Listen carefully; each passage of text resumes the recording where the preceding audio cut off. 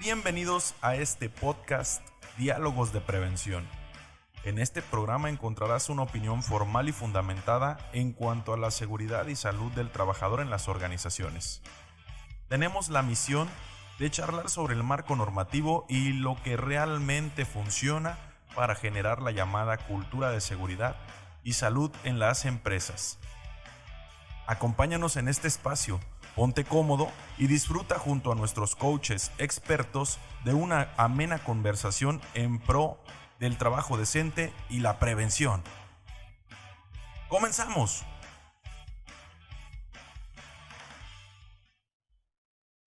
Hola, qué gusto estar nuevamente con ustedes en otro episodio más. El día de hoy vamos a hablar de un tema muy importante para la sociedad en general. Hemos tenido algunos acontecimientos importantes, como muchos saben, sobre todo en el tema sísmico, y hemos estado escuchando sus comentarios y es por eso que el día de hoy vamos a realizar este tema tan importante para la familia, que es el Plan Familiar de Protección Civil. Y para hablar de este tema nos acompaña el experto en el tema, el ingeniero Luis Alfonso García. ¿Cómo estás, ingeniero? ¿Qué tal? Muchas gracias por la invitación. Es un gusto estar aquí. Gracias.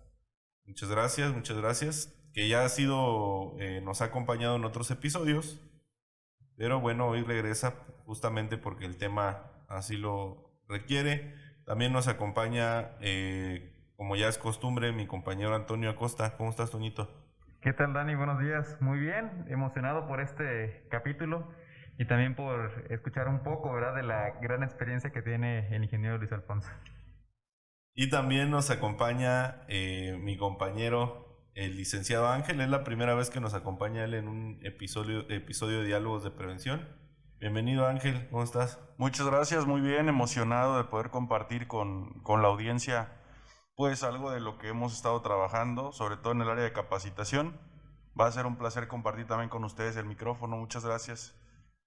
Muchas gracias, Ángel, bienvenido. Ángel es la primera vez que participa y también lo invitamos porque ya ha estado durante años capacitando precisamente en temas relacionados a la protección civil. Por ahí Antonio también ha tenido experiencia en el tema de atención de emergencias. Y bueno, esperamos que la información que les brindemos les sea de mucha utilidad. Como les comentaba, vamos a abordar un tema tan importante como lo es el Plan Familiar de Protección Civil. Y a modo de introducción, me gustaría comentarles qué es el Plan Familiar de Protección Civil. Es una guía para saber qué actividades realizar antes, durante y después de una situación de emergencia o desastre. En él se deben de considerar las medidas preventivas y los conocimientos necesarios para actuar de manera organizada. Normalmente en protección civil tenemos lo que son las tres etapas: es prevención, auxilio y recuperación. Y tanto los planes, vamos a decir, por ejemplo, que son más comunes o más comúnmente conocidos, como que son los planes de protección civil, los programas internos de protección civil, los planes de protección civil municipales, estatales. Pues también tenemos una versión que es para el hogar, que es para las familias, que es el Plan Familiar de Protección Civil, y contempla las mismas etapas, que son las tres, que es prevención, auxilio y recuperación. Entonces, durante este episodio vamos a estar hablando sobre estas medidas recomendadas. Nos va a apoyar el ingeniero Luis Alfonso comentando estas medidas y vamos a estar también comentando algunas recomendaciones que sirven tanto para el hogar como también funcionan para la empresa. Estas recomendaciones obviamente van a tener un fundamento normativo y pues es con base en las guías del CENAPRED, en las normas oficiales mexicanas y en las leyes que tenemos vigentes, así como en la experiencia de las personas que estamos ahorita en el micrófono. Entonces, me gustaría que comenzáramos, ingeniero Luis Alfonso, por ahí, que nos empiece a platicar de cuáles son los objetivos que tiene el Plan Familiar de Protección Civil. Sí, como no, por supuesto, es la Coordinación General de Protección Civil elaboró una guía que se llama Plan Familiar de Protección Civil. Esta guía es un plan que se adapta a cualquier caso de emergencia y a las necesidades específicas de cada familia. Es según la cantidad de personas, las necesidades específicas, ¿verdad? Entonces, pensamos nosotros que sería bueno que la comunidad, ¿verdad?, que nos escucha, tomáramos en cuenta dichas recomendaciones. Los objetivos del Plan Familiar de Protección Civil son básicos. El primero es, obviamente, conocer las acciones básicas de preparación y autoprotección que debemos emprender, como lo decía el ingeniero Daniel, antes, durante y después de un desastre o una emergencia. Es también identificar el grado de seguridad de nuestro hogar, de nuestra vivienda y obviamente su entorno. Y obviamente las acciones que se deben efectuar para corregir o mejorar las condiciones de seguridad. La idea es hacer más segura nuestra vivienda, ¿verdad? Y reducir el nivel de riesgo que pudiéramos tener. También el cuarto punto, podríamos decir, de los cuatro, ¿verdad?, son importantes. El tercer punto es diseñar rutas de evacuación, identificar, como quien dice, las salidas cercanas, más seguras y próximas, o para alejarnos del riesgo. Esto es muy importante considerarlo. Obviamente, porque en un momento dado, este plan ya no es diseñado nada más para el centro de trabajo, sino básicamente para nuestra familia, ¿no? Y ya como último punto, poder reunir, ¿verdad?, entender qué se debe reunir de utensilios y materiales que se recomiendan tener a la mano para mejorar la autoprotección, obviamente la comunicación, el abastecimiento. Esto es en sí los cuatro objetivos que tiene el plan. Perfecto, y vemos que van muy enfocados, obviamente, al tema de prevención. Aunque el plan como tal contempla las 3 etapas, el plan familiar, los objetivos van muy enfocados al tema preventivo, y hay que recordar que, por ejemplo, en el caso de sismos, poniéndonos en el contexto, ¿no?, de la situación que tuvimos en Acapulco recientemente, en el caso de los sismos no te van a avisar 10 días antes, ¿no?, para que te prepares, ni un día antes, ni siquiera 5 minutos antes. Con la tecnología que tenemos actualmente en lugares como la Ciudad de México, y dependiendo de dónde se origine el sismo, tenemos la oportunidad a lo mejor de tener casi un minuto, aproximadamente un minuto. Sin embargo, el sismo que nosotros tuvimos recientemente, o bueno, el fuerte, ¿no?, el más fuerte, porque hemos tenido más de 1000, fue justo debajo de nosotros. Entonces, en el momento en el que el sismo estaba comenzando, fue el momento en el que nosotros lo sentimos. No había oportunidad ni por ninguna tecnología que tuviéramos, yo creo, en este caso, poder tener un previo aviso, al menos con lo que tenemos actualmente en investigación y tecnología. Entonces es muy importante el estar preparados con anticipación, porque estos sismos no nos van a avisar. Y hablando de esto, bueno, pues teníamos 100 años prácticamente que no habíamos tenido el tema de la actividad en esta región, y pues fue un sismo de un poquito más de 7 grados. Afortunadamente no fue mayor, porque se esperaba quizás algo mayor, y bueno, esperemos que no suceda algo mayor, ¿no? Sin embargo, tenemos que seguir alertas y tener que seguir preparándonos. Fue una situación que tanto en la sociedad en general, familias, como a las empresas, nos sorprendió. Y creo que es importante, Antonio, que tomemos en consideración, hablando ahorita, por ejemplo, el tema de las organizaciones, que podamos hacer, y seguramente lo vamos a... el ingeniero Luis lo va a traspasar al tema también del hogar, pero que podamos hacer esas revisiones posteriores a la ocurrencia de un sismo, ¿no? Sí, fíjate que ahí es muy importante ahora sí que el personal designado o que tenga más experiencia, principalmente la parte de mantenimiento, puede realizar estas verificaciones y también obviamente determinar si está más allá de su alcance, si requieren también el apoyo a lo mejor de una persona o un arquitecto, ¿no? Porque en ocasiones suele ser que el mantenimiento solo lo ve muy superficial y dice, ¿sabes qué? Yo mejor recomiendo que sí venga una persona especialista, porque al final de cuentas pues suelen hacer mucho una revisión nada más superficial. Entonces, importante, ¿verdad?, que se asesoren y si cuentan con peritos, pues puedan acudir con los peritos acreditados correspondientes. Sí, esto que mencionas es muy importante porque incluso entre los dictámenes, entre los mismos dictámenes hay niveles de dictamen estructural y depende también el tipo de la complejidad y la profundidad.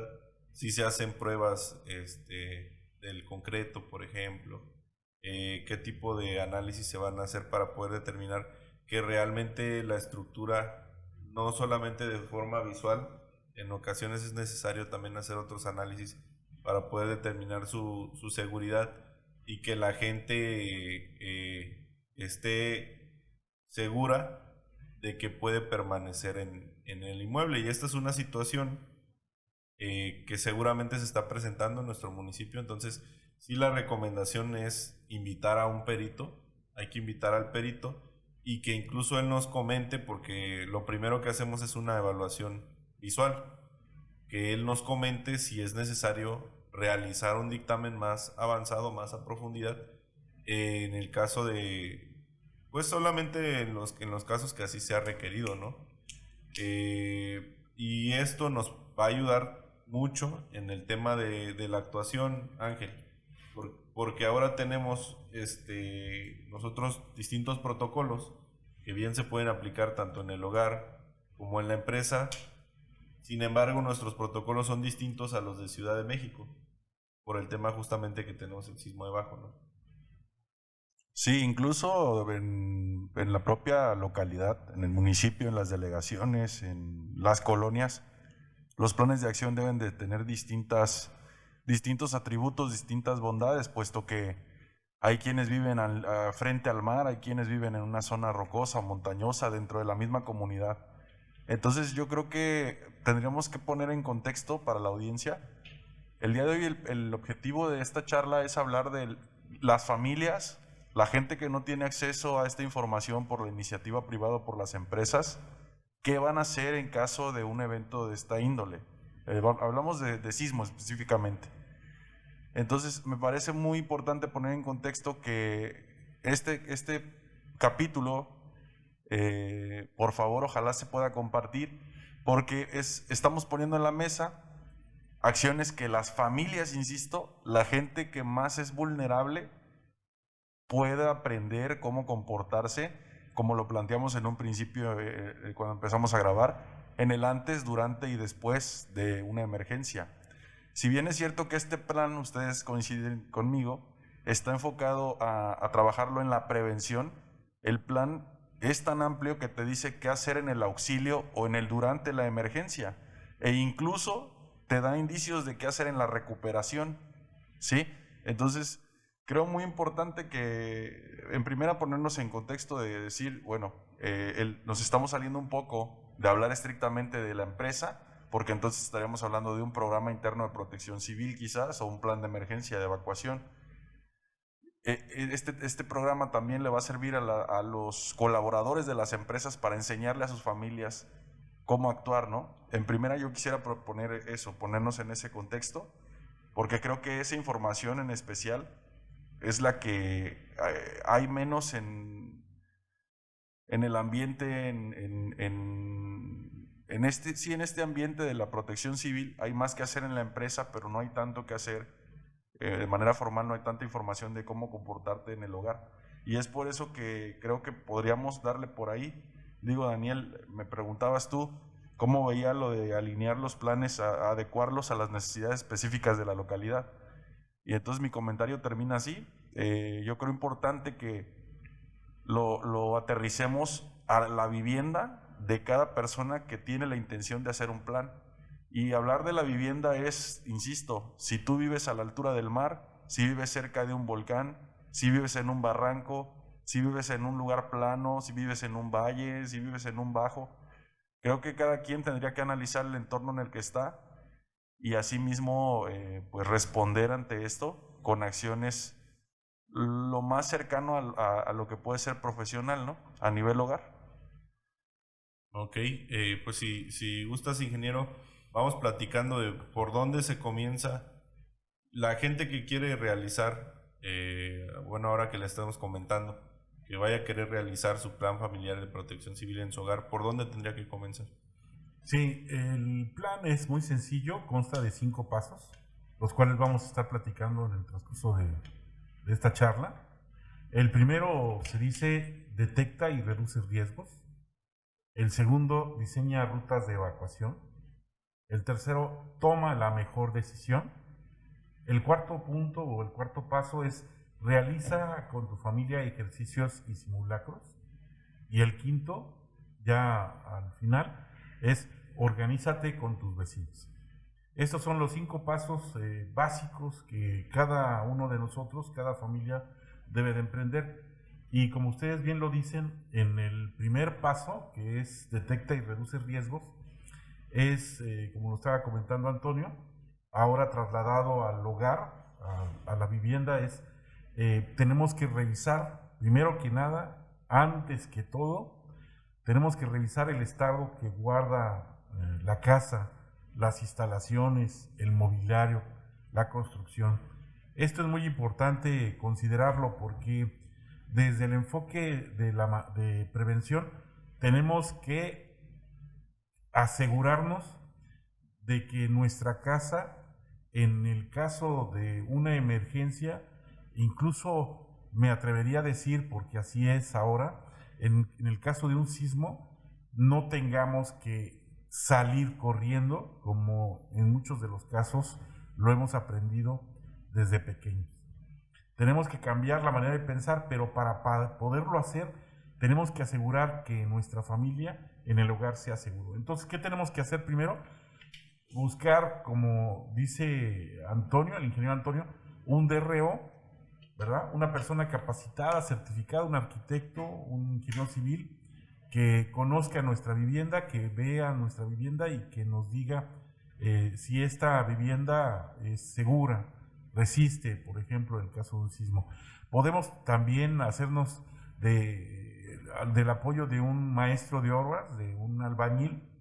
Obviamente no vamos a buscar a ese que nos construyó la casa, porque efectivamente, bueno, él sí nos va a decir que la casa puede soportar hasta sismos de 10 grados, ¿verdad?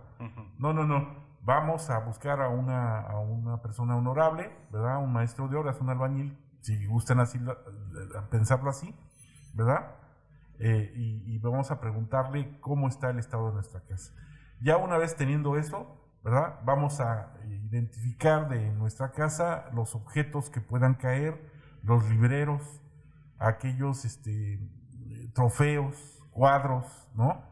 De los niños o del esposo, de la esposa, a la cena, aquellas cosas que puedan precipitarse al suelo, ustedes recordarán, en el caso de presentarse un sismo.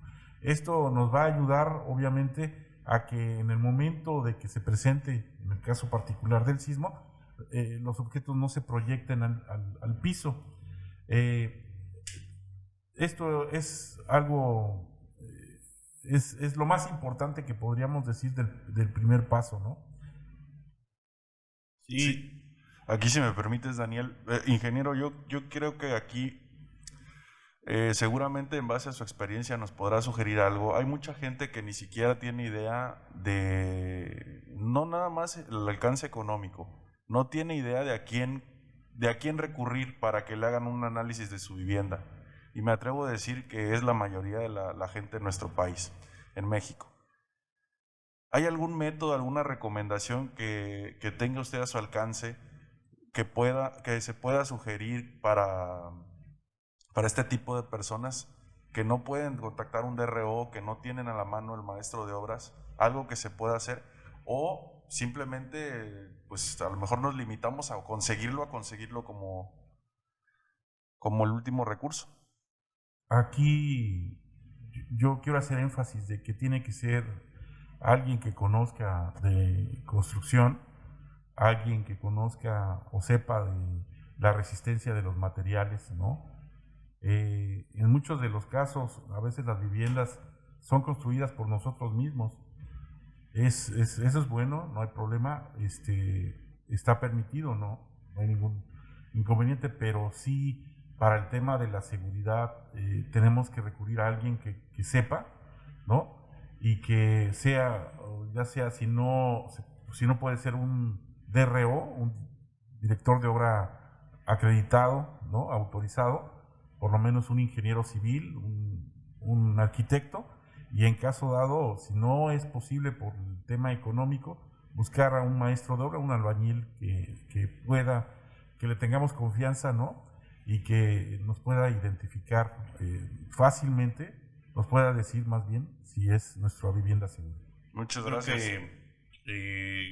Haciendo ahí la unión vecinal, a lo mejor entre los mismos vecinos muchas veces existe un arquitecto, un ingeniero civil, y hablando con él a lo mejor se presta, digo, de manera, pues incluso sin hacer un dictamen, sino haciendo una revisión, Así es.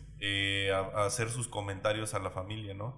Otra opción es que muchas veces se juntan los vecinos y en conjunto buscan a algún especialista, y a lo mejor no va a entregar nuevamente un dictamen, pero va a dar una opinión técnica, y entre los vecinos pues se pueden cooperar si es que esta persona cobra honorarios.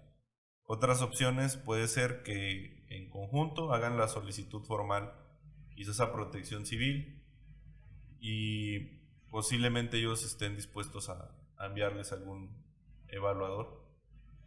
Yo, Daniel, fíjate que aquí de los riesgos, hablando de este primer paso, para ustedes, ¿cuáles serán los riesgos más comunes en el hogar? Porque a veces, en la ignorancia, perdón, porque incluso a nosotros nos ha pasado, como no conocemos realmente el concepto de riesgo, o no lo conocemos en su amplitud, pues no pensamos que la electricidad es un riesgo, por ejemplo, o que la mesa de cristal que me regaló mi abuelita y que lleva 20 años en mi familia también representa un riesgo para la vivienda.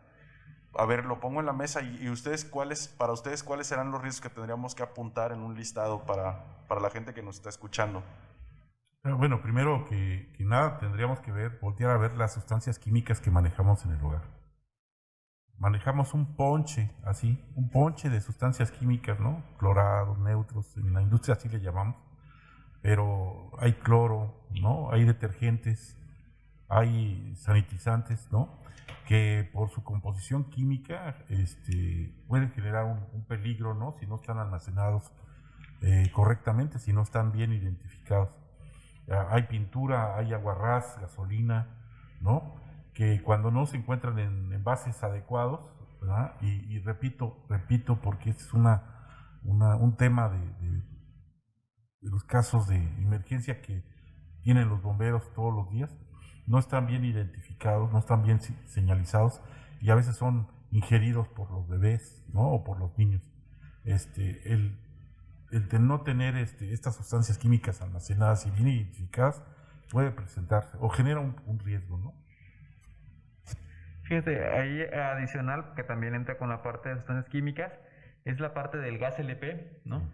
Que ahorita, por ejemplo, con el sismo que tuvimos aquí en Acapulco, sí lo pudimos observar que algunos tanques que no son estacionarios se llegaron a caer. Entonces, pues la gente en la desesperación sale corriendo de las casas, ¿no? Y no revisa que precisamente el tanque se cae y se pudo haber cortado la manguera o degollado. Entonces, ahí tenemos un gran riesgo por la fuga de gas LP. Entonces, también un aspecto muy importante a considerar es revisen la instalación de gas LP, o por lo menos cierren el tanque antes de que abandonen por completamente su hogar. Sí, y algo muy importante en el tema del gas, de los cilindros de 20, 30 kilos, ¿no?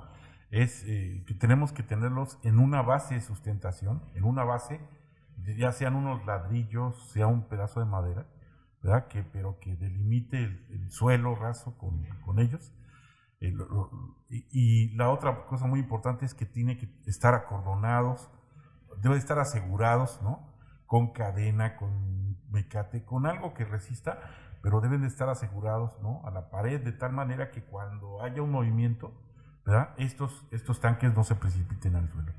También es muy importante hablar en el tema del gas, que dejemos de utilizar, y se los digo de manera muy así enfática, no utilicemos mangueras de alta presión, de esas amarillas que están tejidas para suministrar gas a la estufa. Por ningún motivo las utilicemos, porque estas representan un gran peligro, no solamente para el sismo, sino para cualquier evento. De hecho, el roedor, ¿verdad? Sí, hemos visto cómo el roedor, las ratas, los ratones, ¿verdad?, les gusta masticar y muchas veces se generan fugas, ¿verdad?, y a veces no son identificables por nosotros. Bueno, hay problemas. Esto es muy importante en el tema del gas. Con el tema del gas, ¿cómo verificar esto, ingeniero Daniel? ¿Cómo podemos verificar la pequeña fuga a nivel doméstico? A nivel doméstico se puede hacer una revisión con agua jabonosa y vas recorriendo, obviamente, buscas el principio de la manguera o de la instalación, porque muchas veces no es solamente una manguera, sino hay otros dispositivos, y vas rociando con agua jabonosa secciones hasta completar toda la instalación y revisando que no haya burbujeo importante, y esa es una forma de poder hacerlo en casa, sencilla y económica. También recomendamos para el caso de las fugas, eso que nuestra abuelita tenía a un lado del lavadero, no sé si recuerdan, ese hábito de tener una cacerolita, una ollita de sardina, ¿no? La tenía, y tenía un pedazo de jabón, siempre humedecido, de este jabón de marca, no sé, Sote, ¿no? Sí, sí. Siempre estaba humedecido. Esto es formidable porque en el caso de detectar una fuga, incluso en el cuerpo del cilindro, ¿verdad?, a veces ahora ya los recibimos nosotros, a veces averiados, hay que hacer énfasis, no hay que hacerlo, ¿verdad?, no hay que recibir cilindros si están maltratados, pero en algunas ocasiones, si detectamos una pequeña fuga, esta plasta, este jabón húmedo, podemos colocarlo en donde está la fuga de gas, y inmediatamente va a suspenderse, increíble, ¿no?, la fuga, en lo que nos llegan los servicios de bomberos o llega personal de la gasera a retirar el tanque. Esto es muy importante, se nos ha olvidado, hemos perdido el hábito, ¿verdad?, pero sería un punto importante que debemos de tomar en cuenta, y se lo recomendamos a nuestros escuchas. Muy bien, y me gustaría también agregar en el tema de la identificación de riesgos, el que podamos saber qué riesgos externos también tenemos en nuestro hogar o en nuestra colonia, ¿no? Muchas veces puede ser que sea una zona inundable y a lo mejor no lo sabíamos. Puede ser altamente sísmico, puede ser que tengamos riesgo de tsunami. Está muy estigmatizado, pero hay que decirlo porque es una realidad. Aquí en Acapulco tenemos zonas con riesgo de tsunami. Entonces habrá que identificar si nuestro inmueble tiene un riesgo alto en cuanto a los tsunamis. Obviamente saber el tema de incluso los vientos. A veces tenemos ventanas de cristal y a veces son cristales muy delgados. Con vientos fuertes se pueden reventar, si tenemos hijos le pueden caer a los hijos. O a veces en la misma lluvia se te puede reventar y es un problemón porque ya no puedes tú bloquear la entrada del viento y del agua. Entonces habrá que identificar todo esto para poder tomar acciones. Finalmente, ahorita lo estamos a lo mejor siendo más específicos con el tema de sismos, pero vale la pena recomendarles que tengan en cuenta los riesgos externos, incluso si viven cerca de una fábrica o por ejemplo de una estación de combustible que almacene mucho combustible, si viven en la pasada de una avenida importante con paso de vehículos grandes o alta velocidad, o sea, todo ese tipo de cosas hay que poderlas identificar en este análisis que estamos haciendo para poder nosotros hacer en nuestro plan familiar de protección civil, en la etapa de de ahora hacer nuestros protocolos, de qué vamos a hacer, cómo vamos a actuar y la toma de decisiones, poder tomar las decisiones que mejor le convengan a nuestra familia. Sí, hay también riesgos muy domésticos, por ejemplo, los registros o las alcantarillas sin tapa, es algo muy importante que tenemos que tomar en cuenta. Las marquesinas, ¿no?, de los edificios, también hay que ver las condiciones y si presentan riesgos. Postes eléctricos, transformadores. Todo esto tenemos que, según dice la guía básica, ¿verdad?, para el plan familiar, debemos de identificarlo en un pequeño croquis, en un pequeño plano, ¿verdad?, que muestre las instalaciones de nuestra casa, donde identifiquemos nosotros los riesgos de color rojo, ¿verdad?, para poder, después de esto, platicarlo con la familia, discernirlo con la familia y emprender acciones para su eliminación o para su corrección, ¿verdad? Para eso sirve estas cosas. Así es, y como todo buen análisis de riesgos, es importante que prioricemos qué es lo más grave, el riesgo inminente que detectemos en nuestro hogar, y en orden de prioridad del más riesgoso, del riesgo más alto al más bajo, ir mitigando, ir haciendo acciones, ¿no? Ya comentábamos por aquí algunas, a lo mejor si yo tengo este tipo de manguera, cambiarla por una más que sea más efectiva, el poder colocar antes de un huracán cinta en mis ventanas para que no se revienten. Son algunos de los ejemplos de acciones que podemos hacer para mitigar el riesgo. Y posteriormente, una vez que identificamos los riesgos, ¿qué sigue, ingeniero? 2. Diseña rutas de evacuación. Tenemos que diseñar las rutas que consideremos nosotros que podemos utilizar para la evacuación o la salida más segura o más próxima de nuestra familia, para conducirlos a un lugar seguro o de menor riesgo. La idea es alejarnos del lugar de mayor riesgo, ¿verdad?, en el menor tiempo posible. La identificación precisamente de estas rutas de evacuación debemos de realizarla dentro de nuestra casa, ¿verdad?, e incluso fuera de nuestra casa. Tenemos que tener identificada, antes de señalizar, ¿verdad?, por lo menos tenemos que saber la familia cuáles son estas rutas de evacuación, ¿no?, que pudiéramos utilizar en caso de que se presente una emergencia. Fíjate que aquí, por ejemplo, de manera personal, identificando lo de las rutas de evacuación en su casa. Gracias. En la parte o en la entrada principal está la cisterna. Entonces, algo que, por ejemplo, la verdad, yo no había analizado hasta hace poco, de que es un riesgo, porque estoy arriba prácticamente de una losa. Y entonces, eso también es importante que se pueda, o que lo puedan identificar aquellas personas que estén en una situación muy similar también, ¿no? Sí, ahora con el sismo del 7 de septiembre, nos dimos cuenta de que muchas de las cosas que pensábamos que eran seguras o que no tenían problemas, en un momento dado nos lo pueden generar, ¿no?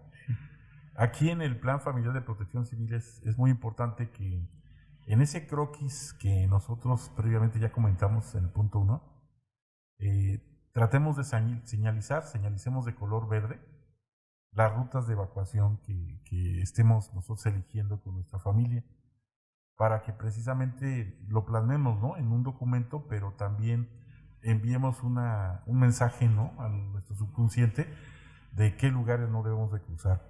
La instalación eléctrica, el tablero eléctrico, ¿no?, el tema de las cisternas, ¿no?, las losas, etcétera. Esto es muy, muy importante definirlo dentro de nuestra casa. Fíjese que en este 7 de septiembre, después del 7, pues digamos que al otro día, no me acuerdo si al otro día o a los 2 días, me habló una amistad, un conocido, y me decía, oye, ¿por qué no me echas la mano revisando la casa, ¿no? En primera les quiero decir que sugerí lo mismo, necesitas que la revise un ingeniero civil, un arquitecto, yo no, da lo mismo lo que tú revises que lo que yo revise. Pero me decía, oye, ¿qué pasa si el arquitecto dice que por ejemplo, pensemos en la cisterna, ¿no?, en el caso de Antonio, para aterrizarlo ahí con ese punto? Pues tengo una cisterna en la fachada, ¿qué qué me recomiendas? Entonces, yo le decía, bueno, ¿la vas a quitar? No, pues ¿cómo crees que la voy a quitar? No la voy a quitar. Entonces, pues no la quites, pero adecúa tus acciones a las condiciones de tu hogar. Entonces, estás enterado que quizás en la evacuación vas a llevar uno de los mayores riesgos al querer poner a salvo a tu familia. Entonces, probablemente la primera acción no tendrá que ser salir rápido, ¿no? Más bien ponerte en un lugar seguro dentro de la vivienda y esperar, asegurarte lo más que puedas de que pueden salir en caso de que sea más seguro estar afuera que dentro, ¿no? Porque si me permiten en los cursos, también salen ejemplos, ¿no? Oiga, licenciado, mi casa está así, afuera tengo un árbol de tamarindo que tiene 40 años, o tengo un espectacular que le rento a Telcel, o tengo una antena, o hay una calle, una avenida, vaya. Entonces yo siempre les digo, bueno, entonces ¿para qué te sales, no? Pues quédate dentro del hogar. La estadística es favorable. Ingeniero, por favor, a ingenieros los tres. La estadística, los números son fríos. Desde el terremoto del 2017 en México, que se empezó a hacer estadística en el tema de los terremotos y sus efectos en nuestro país de manera más formal, porque la realidad es que en 85 no había mucha información. Los edificios que colapsaron no colapsaron inmediatamente durante el sismo. La mayoría de ellos colapsaron a los 15 o 20 minutos después. Y hablamos de edificios, ¿no? Entonces, creo que tendríamos que considerar, y también lo pongo en la mesa, porque ahorita estamos hablando de rutas de evacuación, pero creo que va junto con pegado, perdón la expresión, el pensar si vale la pena salir o no. No sé qué opinen. Sí, las reglas de construcción han cambiado en los últimos años, y eso a partir del 85. Y con ello debe de cambiar también nuestra manera de pensar. Hago el juego de esta dinámica, ¿no? El comentario de que nos han enseñado desde pequeños a estar en un salón de clases y va a haber un simulacro de evacuación. Nos ordenan los maestros, el director, que en el momento en que escuchemos la sirena, la alarma, la chicharra de la escuela, nos pongamos de pie, llevemos las manos a la cabeza y salgamos apresuradamente hasta el patio de juegos. Y ahí vamos a ser contados y nos van a dar instrucciones. Y así es, o sea, durante toda la vida lo hemos aprendido. Y no solamente los que viven en el Distrito Federal o en las ciudades circunvecinas, sino también en el resto del país. Pero sucede que esto no es para todos, esto es solo para la ciudad de México o las ciudades circunvecinas, porque como lo decías tú, Ángel, al principio, ellos sí tienen, por ejemplo, en el caso del sismo, tiempo para evacuar. En el caso, por ejemplo, particular de las ciudades que estamos acá en el Pacífico mexicano, particularmente Acapulco, no tenemos tiempo, lo decías hace un rato. Entonces esa dinámica no debe de existir, debemos de cambiar nuestra forma de pensar, de actuar. No tenemos tiempo para evacuar. Hay quien me ha dicho, perdón, Inge, porque aquí viene, te va a gustar que te haga este comentario, porque va muy adecuado a lo que estás diciendo. Sí. Hay quien dice, no, es que la alarma sísmica en Guerrero, Oaxaca, en la costa del Pacífico, no sirve porque suena encima del sismo. Y entonces tendríamos que cambiar la idea de para qué funciona, ¿no, ingeniero? Funciona, pero ¿para qué? Alertarnos. Para alertarnos. En el caso de la Ciudad de México les da 60, 70 segundos antes de que llegue el sismo. Allá está excelente, ¿no? De hecho, por eso hasta toman el tiempo. Pero en el caso de nosotros, por lo menos tiene que ser una señal de alerta. Normalmente escuchamos que viene, en el caso de Acapulco, si me permiten comentarlo, escuchamos que viene el sismo porque se escucha. Sí, se ¿verdad? zumba. La onda P, o sea, esa onda, la onda primaria, ¿no?, del sismo, lo alcanzamos a escuchar. Y los guerrerenses, los acapulqueños, seguimos sentados viendo la novela, viendo la televisión, en la mesa o haciendo las cosas que queramos. No. Debemos de activarnos y luego replegarnos a la zona de menor riesgo, ¿no? Esto es muy importante entonces recordar en el tema del segundo punto del Plan Familiar de Protección Civil. A la hora de diseñar rutas de evacuación, debemos de pensar si es o no necesario evacuar, ¿verdad? Y en los últimos años nos estamos dando cuenta de que si la casa es segura, si el lugar donde estamos es seguro, no tenemos, o es más seguro, ¿verdad? No tenemos necesidad de hacerlo. Porque quizás el salir pronto de la casa pueda representar un riesgo. Entonces, para poderlo hacer, entonces aquí tenemos que pensar, otra vez recordar, debemos revisar el estado de la construcción de nuestra casa, el mantenimiento de las instalaciones, agua, luz, gas, mobiliario, libreros, repisas, etcétera, para poder asegurar que nuestra casa es segura. Esto es el segundo punto, ¿verdad?, que tenemos que ver en el tema de las rutas de evacuación. Sí, es muy importante también el identificar la zona más segura, colocar, si es posible, una señal y platicarlo con la familia de que esa sería la zona más segura en caso de que haya un sismo y sin duda aquí lo que estamos comentando puede variar en cada hogar, ¿no? Sí. Eso es importante, que cada quien, de acuerdo a las circunstancias en las que se encuentra, puede identificar para su hogar lo que más conviene, ¿no? Porque digo, algo que en ocasiones sucede es que sí, quizás haya viviendas que a lo mejor están ahorita un poco pues sentidas, y en algunos casos lamentablemente la familia en este momento no la puede abandonar. ¿Por qué? Porque no tiene otro techo, digo, pensando en situaciones así. Y quizás en ese escenario de esta familia que tiene a 2 metros la puerta y que está en esa situación, pues posiblemente lo mejor para ellos sí sea salir. ¿Por qué? Porque tengo a 2 metros la puerta y porque sé cómo está mi casa en este momento. Digo, son situaciones. Así es. Son situaciones que creo que en la realidad en la que vivimos pueden existir. Y habrá que, precisamente por eso esta herramienta se adapta a todo. Porque yo puedo valorar cuáles son mis circunstancias y poder hacer lo que mejor le convenga a mi familia. Porque en el tema de protección civil muchas veces así. Muchas veces, recuerden que nosotros más bien somos los que estamos construyendo en un sistema vivo y cambiante, y muchas veces al construir nosotros estamos adoptando los peligros y los riesgos, ¿no? Entonces, ¿qué es lo que nos queda? Hacer lo mejor que podemos con lo que tenemos. Muchas veces así es protección civil. Cuando no existe a veces incluso una planeación previa, donde yo ya llego, ya estoy, pues ya estoy, o sea, ya vivo aquí, mis recursos en este momento no me permiten vivir en otro lado, pues ¿qué tengo que hacer? Lo mejor de acuerdo con lo que tengo, ¿no?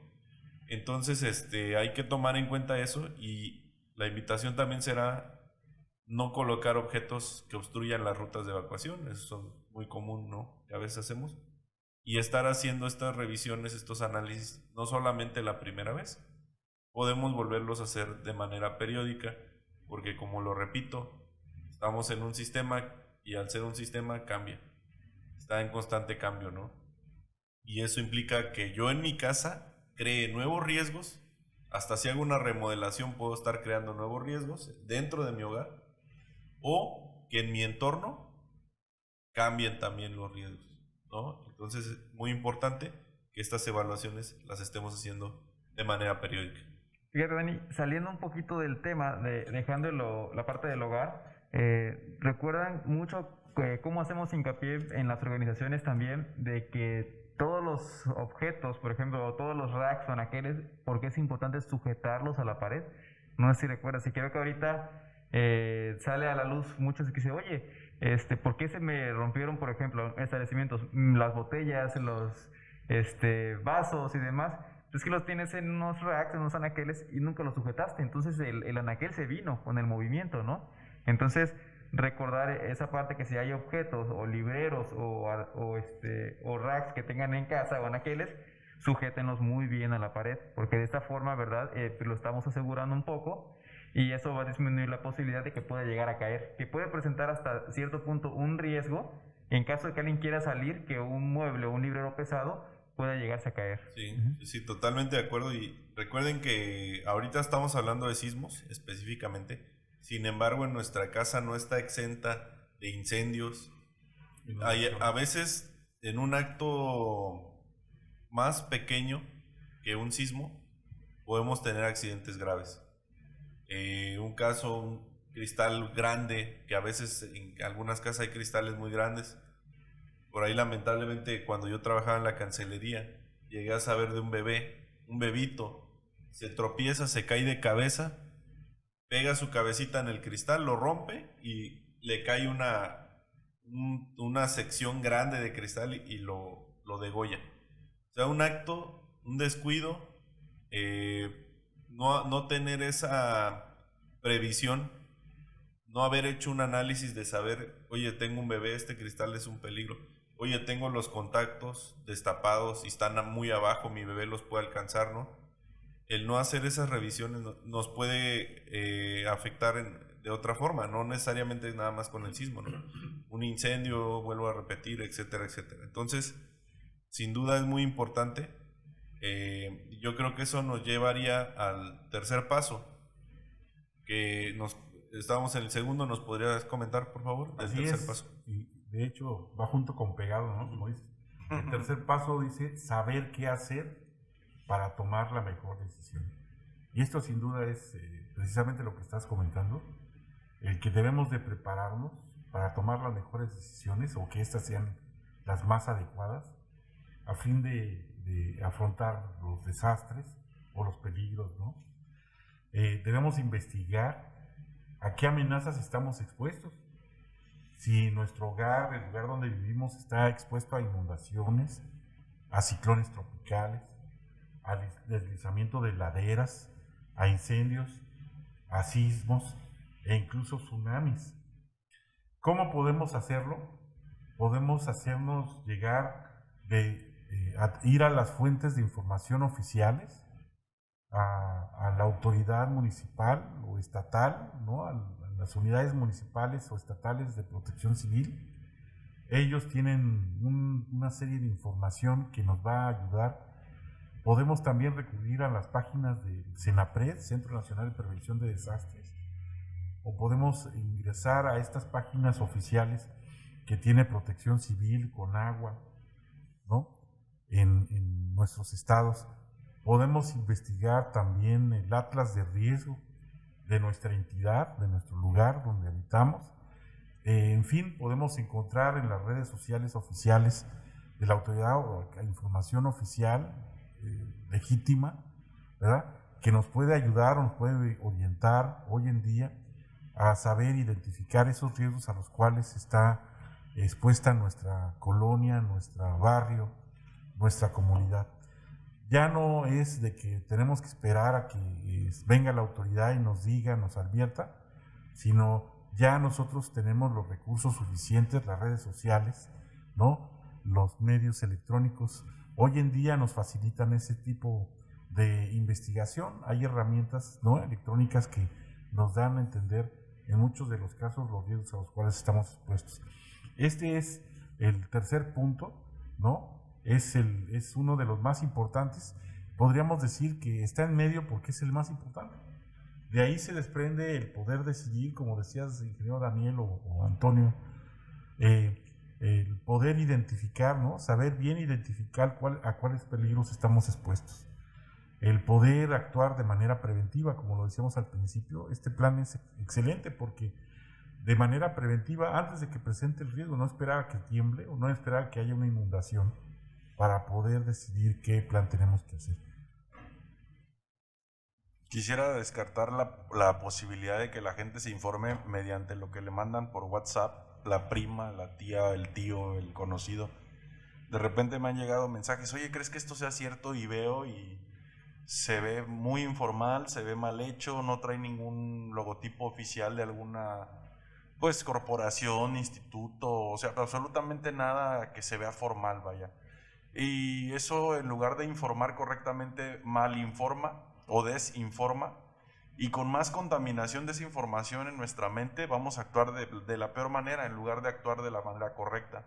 Entonces, sumando a lo que dices, ingeniero, de buscar las fuentes oficiales, creo que tendríamos que ser también muy selectivos en consumir lo que nos mandan, entender pues qué valdría la pena tomar en cuenta y qué no, ¿verdad? Que se vuelva un hábito descartar lo que no me parece formal y apegarme a lo que dicta la autoridad como medidas preventivas o de acción. Sí, pues que la información venga de una fuente oficial, ¿no? Que venga una fuente oficial para que yo tenga certeza, porque sí, efectivamente, incluso podría decir yo que hay mucho troll, ¿no?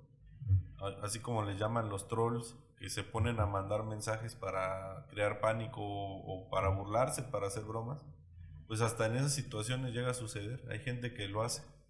Entonces sí, pues lo ideal será tomar la información de fuentes oficiales y estar preparados también para recibirla, porque, por ejemplo, el tema de tener la radio en casa, ¿no? Para que si se pierde la señal del internet, que todos ahora estamos pegados al internet, pues que pueda yo recibir la señal por la radio, por lo menos. Porque cuando suceden ese tipo de emergencias no hay comunicación. Ya está comprobado, se saturan las redes y no es que se caen. Así es. Ponemos a la disposición de los escuchas, ¿no? Hay una guía del Plan Familiar de Protección Civil que el Centro Nacional de Prevención de Desastres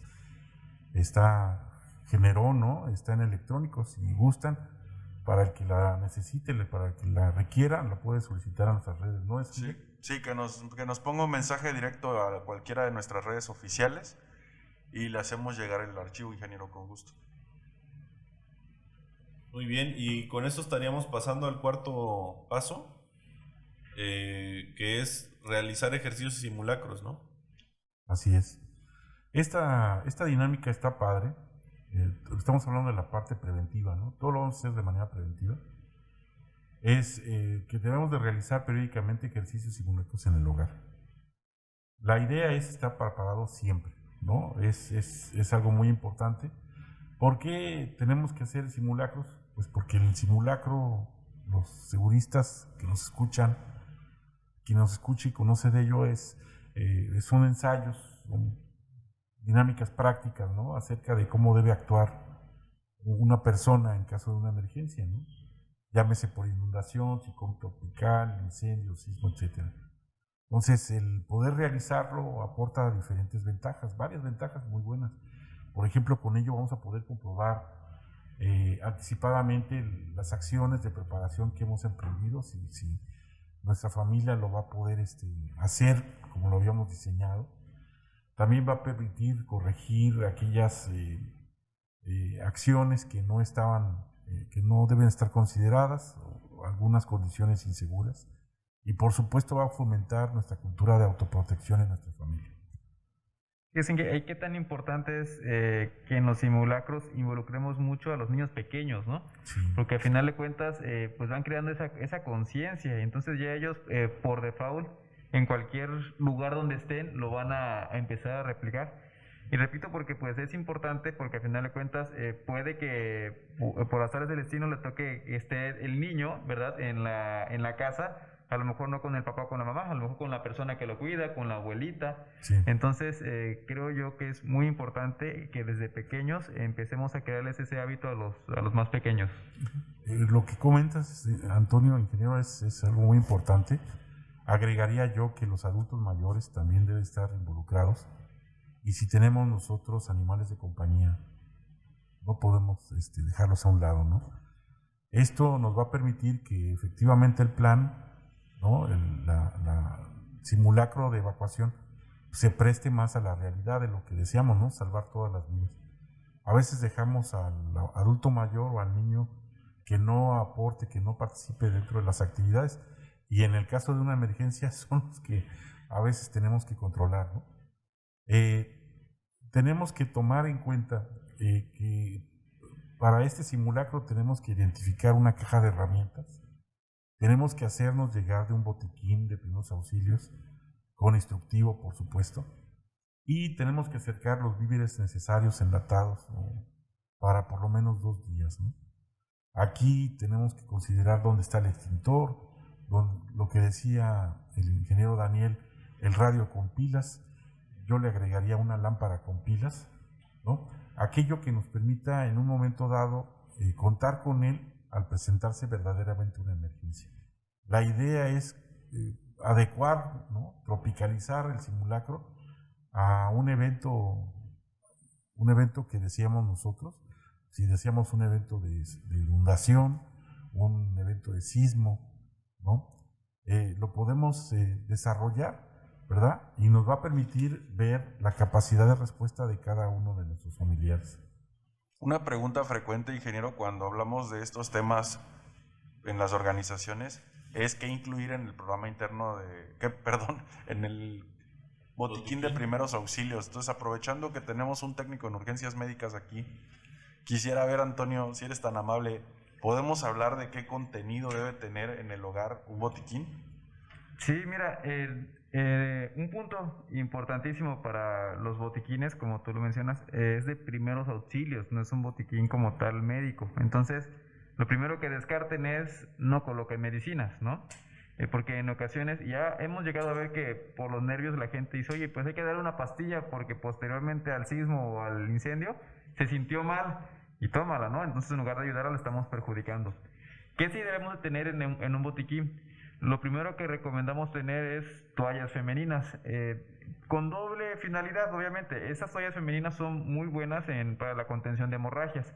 Entonces es importante y es más práctico porque pues, en el hogar es muy fácil que lo tengamos. Entonces tener ahí toallas femeninas, podemos tener también ahí gasas, ¿verdad? Las vendas no pueden llegar a faltar. Hay que tener preparado algo que se llaman férulas y esas no necesitamos comprarlas, nosotros las podemos hacer con cartón, con tablas, ¿ok? Importante que lo tengamos. Todo esto no es necesario de igual forma comprar un botiquín, porque muchos dicen, oye, es que me va a salir caro y un botiquín vale como 600 pesos, 700 pesos.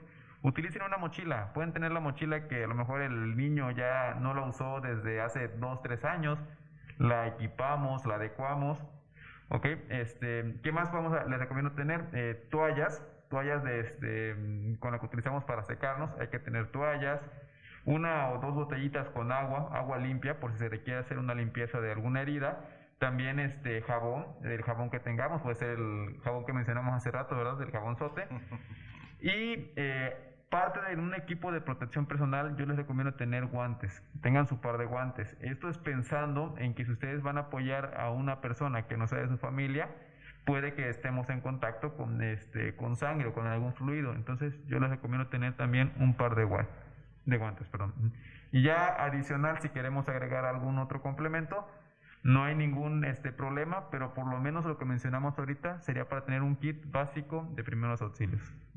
Sí, pues es muy importante, la verdad, muy buenas recomendaciones porque tú no sabes si alguien se tropieza en tu casa y se fractura un brazo. Entonces, si tú ya tienes la férula ahí, pues se la colocas, tienes las vendas y el material y ya le estás haciendo un gran apoyo, ¿no? Cosa que muchas veces ni siquiera tenemos en cuenta, ni siquiera lo hemos pensado y ni siquiera lo tenemos en nuestro hogar. Algo que es muy importante también, no es el botiquín, pero que es súper importante que tenemos que considerar, es tener identificados nuestros documentos más importantes. Sí, o sea, ya sé que lo escuchamos en la radio, que los medios de comunicación lo dicen a cada momento, pero tal parece que lo ignoramos porque al momento de un evento no tenemos identificados, bien localizados estos documentos, el acta de nacimiento de los hijos, la fe de bautizo, los certificados escolares, las pólizas de seguro, las tenemos regadas por todos lados, no están bien ubicados. Algo muy importante que dice el plan familiar, sacarle copia a cada uno de estos documentos y entregarle una copia, ¿verdad?, de este archivo, este expediente a un familiar de confianza que nosotros tengamos para que lo guarde, ¿no?, en un lugar seguro y no esté expuesto al riesgo en nuestra casa. Esto es muy importante considerar. También es muy importante considerar la parte de la mochila de supervivencia. En la mochila de supervivencia debemos de comentar, por ejemplo, el radio con pilas, el silbato, la lámpara de mano, agua embotellada, como dice el ingeniero Antonio, pañales para bebé, alimento para bebé, cobijas, encendedores, lentes de repuesto, alimentos no perecederos, una muda de ropa, papel y toallas higiénicas, el duplicado de las llaves, por ejemplo, ¿no? Y por qué no decirlo así, comida para las mascotas. Esto pues, le llamaríamos nosotros la mochila de supervivencia. Ahí podríamos tal vez guardar también los documentos. La idea es de que estas mochilas no estén muy pesadas, ¿verdad? Y puedan ser transportadas por cualquier integrante de la familia. Excelente, excelente. Pues creo que hemos hablado la mayor parte del plan, si no es que todo, ¿verdad? Ya prácticamente hemos concluido. ¿Qué otras recomendaciones adicionales se podrían realizar? Algo muy importante son dos cosas, ¿no? Tenemos que pensar si tenemos animales de compañía, incluirlos como decíamos en el plan familiar. Debemos de prever sus necesidades, como cómo los vamos a trasladar en el caso de la emergencia. Debemos de asegurarnos que traigan un collar, que el collar traiga su nombre, la dirección, el teléfono.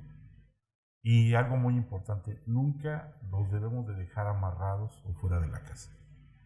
Finalmente son animales, son seres vivientes, ¿verdad? Son seres vivos y también pueden estresarse y sufrir. Sí, muchos animales se perdieron, por ejemplo, ahora con el sismo del 7 de septiembre, muchos animales se perdieron, salieron corriendo y ya después no sabían dónde andaban, y si son de raza fina, pues por ahí ya desaparecieron. Así es. Y al momento de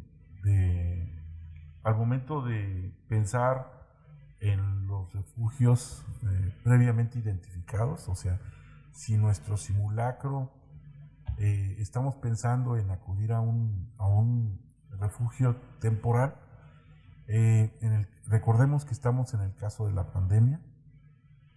No es recomendable acudir a este tipo de sitios en este momento. Las autoridades federales, autoridades en la materia, nos piden que busquemos el domicilio de un familiar, lejano al riesgo obviamente, un lugar más seguro para donde nosotros nos pongamos de acuerdo con él para, en caso de una emergencia, podamos acudir y recibir su resguardo. En el caso de los albergues temporales o los refugios temporales, están identificados, la autoridad los tiene identificados a principio de cada año, ¿no? En temporada de lluvias, etcétera. Pero recordemos que vivimos en estos momentos una etapa de pandemia. Entonces, lo que debemos de procurar es la importancia de la sana distancia y no acudir a este tipo de lugares donde vamos a encontrar muchas personas, ¿no? Sí, y bueno, acá hay otros dos temas relacionados. Creo que uno que sería importante es acordar con nuestra familia dónde nos podríamos encontrar como un punto de encuentro en caso de que pues tuviéramos problemas en nuestra vivienda o en la colonia, y a veces las emergencias no nos encuentran donde quisiéramos, ¿no? Puede ser que la familia esté separada o distanciada, entonces tener un punto donde ubicarnos. Y el otro, que creo que sería el hacer partícipes de esta información a nuestros vecinos. Algo que comentaba Antonio hace rato es que no sabes si tu hijo o tu hija vaya a estar en otro lugar cuando ocurra una emergencia y él ya sepa actuar. Creo que si toda la sociedad pensáramos de la misma manera y hiciéramos partícipes a nuestros vecinos, pues en conjunto la posibilidad de sobrevivir sería mucho mayor para todos, ¿no? Porque cuando no sabe alguna persona o un grupo de personas no están informadas, si entre ellas hay una persona que sí, eso puede aumentar bastante las posibilidades de sobrevivir, ¿no? Eso es algo muy importante y de hecho es el quinto paso.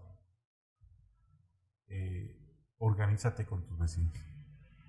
Nosotros lo hemos analizado. El instituto ha estado exhortando a las comunidades, a las familias, a las comunidades laborales, ¿no?, donde participamos, de que cada colaborador, cada familia, ¿no?, de colaborador debe de organizarse en su colonia, en su barrio, en su comunidad, de tal manera que no quiero decir que se conviertan en los primeros respondientes, ¿no?, que sean los que apliquen las primeras emergencias, atienden la primera emergencia, pero sí que estén preparados para recibir una emergencia.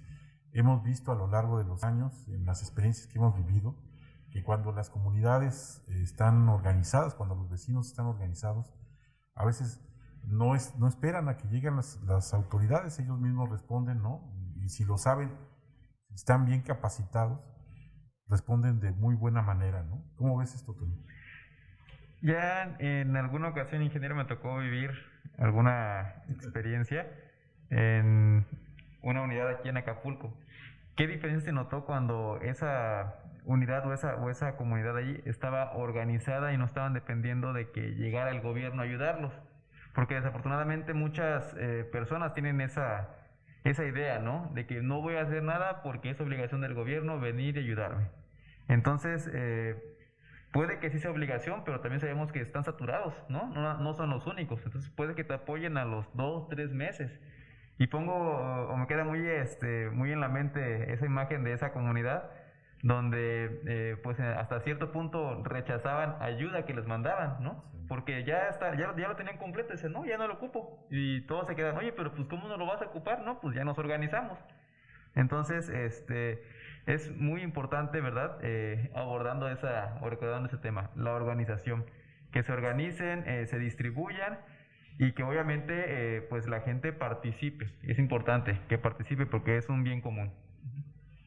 Si lo permiten comentar, hay que resaltarlo mucho, que el plan familiar es muy importante, ¿no? Que cada familia lo tiene que desarrollar, pero el quinto paso de este plan familiar es verdaderamente muy importante y no solamente ayuda a salvar incluso a veces pertenencias, sino también las vidas, ¿no? En concreto, el hacer más resilientes y gestores de nuestras emergencias, de nuestros riesgos en nuestras comunidades nos va a ayudar en mucho, ¿no? Ahora que nosotros estamos expuestos a un sinnúmero de peligros. Sí, yo creo que aquí los vecinos, de repente a lo mejor hay pensamientos de decir, no, es que mi vecino es bien duro, si no me recibe ni el saludo, ¿qué me va a recibir esta información? La realidad es que en una emergencia la gente se sensibiliza, eso lo hemos vivido en carne propia. Hasta el más escéptico, el más gruñón, el más grosero incluso, a la hora del evento se te queda viendo si tú tomas liderazgo y ve que estás haciendo algo en pro de la seguridad del resto, ¿no? Del colectivo. Entonces, creo que es muy importante mostrar liderazgo y ser empáticos, ser gentiles, pero ser duros con respecto a las acciones a tomar. El conocimiento es poder, pero también es responsabilidad. Entonces, la persona que tenga conocimiento y que no esté haciendo participar a sus vecinos, se está perdiendo la oportunidad de salvar vidas de manera indirecta y de pues empapar a la gente que lo rodea, porque finalmente te lleves o no te lleves con el vecino, una mala decisión que tome tu vecino te puede afectar y por eso creo que es muy importante que se involucre, como dice Antonio, a los vecinos, como lo dices, ingeniero, a los vecinos. Creo que es fundamental y esto desde la prevención. Yo pongo en la mesa el tema de la emergencia y cómo se sensibiliza a la gente, pero ok, ya pasó el sismo del 7 de septiembre. A ver, ¿qué estamos haciendo con respecto a lo que venga, ¿no? Pensando en que pues, el riesgo es inminente de que suceda otro evento de esa índole. ¿Qué estamos haciendo para que los vecinos ahora actúen mejor? Personalmente les comparto, ahí en la casa, su casa también, estoy organizando una pequeña charla de 1:30 para que los vecinos entiendan cuando menos un poco de qué hacer, porque ahí, híjole, nada se las pongo así, un ejemplo bien chistoso. Hay una vecina que se escucha, porque se escucha, se encarga ella de que se escuche, cuando tiembla, grita, ¡ay, hijo de la tit! ¿Sí? Entonces, ¿qué cree? Que ahorita que hubo réplicas después del terremoto del 7 de septiembre, pues ya no escuchaba yo a la vecina, sino escuchaba a la nieta. Y la nieta tiene 3 años, 4 años cuando más. Y la misma palabra y el mismo estilo, ¿no? Hasta el cantadito igualito. Entonces, si aprenden los infantes, pues esto que para mí es malo, es negativo, ¿no? Una reacción absurda, pues también tienen la capacidad de aprender lo positivo. Todo va a depender de cómo se les proponga. Y es por eso que creo muy importante el que se tome en serio este tema del Plan Familiar de Protección Civil. Totalmente de acuerdo. Pues bueno, parece que vamos llegando al final del episodio. Me gustaría, si hay algún comentario adicional, las conclusiones que vayamos compartiendo para ir cerrando ya con este episodio. Sí, pues mira, Dani, aquí yo me gustaría hacerles hincapié en la parte de todo lo que escuchan ahorita, ¿verdad? Tanto experiencias como conocimiento directo, porque vienen de algunas fuentes confiables. Es importante que lo apliquen y que no se quede solamente así en un saquito roto. Ahorita a lo mejor, pues aquí a la parte de Guerrero, en Acapulco, ya lo tocó vivir, ¿no? En otros estados igual. Pero van a ver que cuando esto en realidad ocurra, ¿verdad? Van a ver qué diferencia hace entre estar preparados y no, ¿no? Entonces, esa es una recomendación. Ojalá puedan leer un poquito más sobre el Plan Familiar de Protección Civil en los links que les vamos a compartir ahí en las redes. Y cualquier duda, ¿verdad? O comentario, creo que con gusto estaremos ahí dispuestos a contestarlas. Muchas gracias. Sí, pues a mí me gustaría agradecer la participación, que me permitan participar en este capítulo. Invitarlos también a que chequen el canal de YouTube. Aquí estamos haciendo solo audio, este programa es un podcast en formato de audio, pero en nuestro canal de YouTube van a encontrar clips que no duran más de 5 minutos y que, si bien es cierto que están orientados a los centros de trabajo, a la seguridad y la protección civil, seguridad, higiene y protección civil en los centros de trabajo, hay información que sirve para el hogar también. De eso nos encargamos siempre, de que se tenga un comentario o dos que estimule el que se pueda llevar a cabo en el hogar. Entonces, ese es mi comentario, ingeniero, que también la gente visite el canal porque hay información que está ahí gratuita y que seguramente puede salvar vidas o mitigar algún riesgo de su hogar. Sí, yo terminaría con el siguiente pensamiento. Cuando el hombre piensa que hay peligro, puede que reaccione de dos maneras. Una afrontándolo y la otra huyendo de él. La verdad es que no sabríamos cuál sería su reacción a menos que esté preparado para ello. La implementación del Plan Familiar de Protección Civil es, sin lugar a dudas, uno de los primeros pasos para esa preparación. Podríamos decir que su implementación en nuestras familias contribuiría, sin lugar a dudas, en el aumento de la cultura no solamente de protección civil, sino también de resiliencia y gestión de riesgos en nuestros municipios. Gracias por la invitación. Qué bueno que estamos interesados en el tema. Nos continuamos escuchando. Muchas gracias a todos, compañeros. La verdad que ha sido un placer estar nuevamente con ustedes. A nuestro auditorio agradecerles nuevamente que nos escuchen, agradecer sus comentarios. Como podrán observar, estamos tratando de atender esas solicitudes que se nos hacen. Para enviarles un abrazo, un saludo. Esperamos que no hayan tenido una gran afectación con estos acontecimientos que hemos tenido. Y bueno, pues invitarlos a que, si están de acuerdo, si les parece importante la información, pues se sumen a esta cultura y que nos apoyen implementándolo en sus casas, en primer lugar, autoprotegiéndose, pero también posteriormente, si es posible para ustedes compartirlo, que lo hagan. Por nuestra parte sería todo por el día de hoy. Les mandamos un abrazo y muchas gracias. Nos vemos en la próxima.